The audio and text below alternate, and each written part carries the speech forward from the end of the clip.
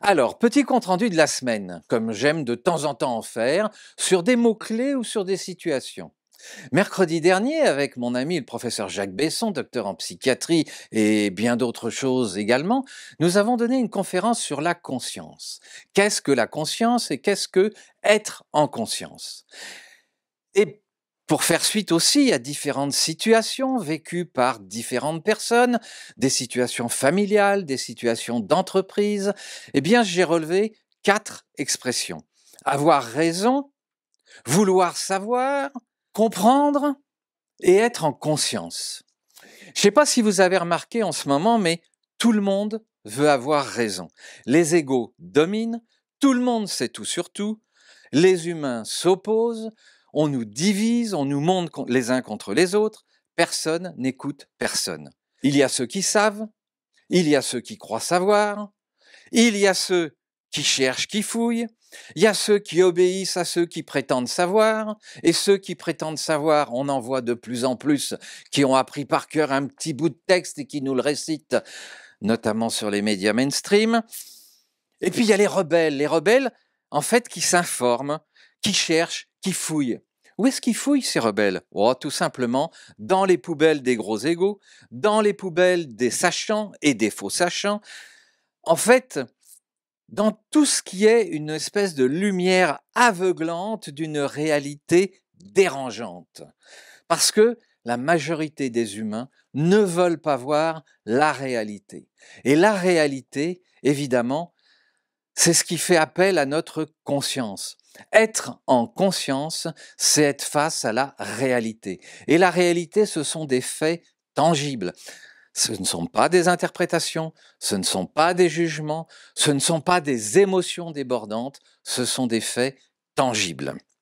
Et c'est ça la réalité. Et donc ces rebelles qui osent remettre en cause, qui empêchent de dormir en rond, qui réveillent un paquet de certitudes qui sont sous morphine, en face de qui sont-ils? En face de gens qui souvent préfèrent tout détruire, tout perdre, mais avoir raison. Ils veulent gagner sur l'autre, ils veulent dominer l'autre, ils veulent imposer leur volonté, de façon parfois violente, physiquement ou verbalement. Ils sont prêts à tout perdre pour dominer. Et si en finale, c'est à leur détriment, ils diront que c'est de la faute de l'autre. Vous voyez, vous en connaissez? Ces gens-là préfèrent évidemment le combat, la lutte fratricide, plutôt qu'un échange calme, serein, une entente que j'appellerais colorée, voire fortement colorée, et même parfois irritante, mais une entente. C'est ce qu'on appelle en négociation un échange gagnant-gagnant.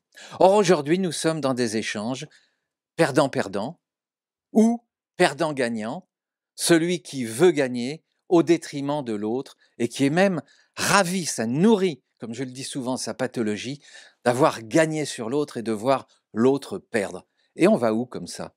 On va tous tout perdre ensemble. Il y a une quatrième catégorie, ce sont ceux qui fuient la réalité. Ils ne veulent pas de conflit. Oh, pas de conflit. Non, non, je veux pas savoir. Non, non, débrouillez-vous. Mais ils sont pris dedans. Ils sont pris et même parfois, à leur corps défendant, ils sont acteurs de la situation. Mais ils fuient, ils ne veulent pas savoir. En fait, qui que nous soyons dans cette liste que je viens de dresser, l'univers nous renvoie toujours les mêmes scénarios, les mêmes situations, les mêmes épreuves, jusqu'à ce que nous comprenions. Jusqu'à ce que nous comprenions qu'en fait, il faut être en état de conscience, c'est-à-dire dans une réalité. Être en conscience, comprendre, c'est être face à des faits objectifs, à des informations sourcées, qui nous permettent de nous réunir pour obtenir un résultat commun. Peut-être pas celui qu'on imaginait, mais en finale, un résultat qui nous permette de vivre en paix. Et donc, il y a ceux qui y arrivent à faire ça. Eh bien, ceux-là, ils posent des questions. Non seulement ils posent des questions, mais ils écoutent les réponses sans couper la parole et sans vouloir démontrer qu'ils ont raison. Donc, ceux qui écoutent vraiment ne sont pas dans le jugement, dans l'interprétation, dans la vindicte. Absolument pas. Ces gens-là, ils essayent de comprendre et ils sont en conscience.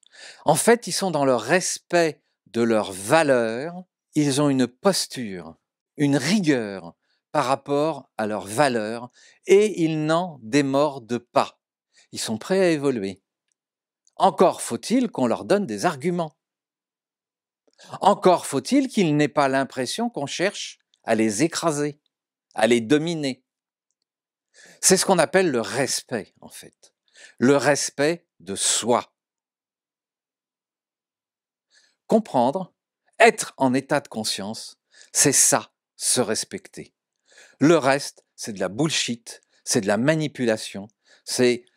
Bref, vous avez plus d'expressions et de termes que moi, sans aucun doute. Alors, comme disait ma grand-mère, je la répète souvent, eh bien quand on veut trouver les bonnes réponses, il faut d'abord poser les bonnes questions. Alors je vous laisse réfléchir là-dessus, sans jugement, sans interprétation, et on en discute quand vous voulez. À bientôt.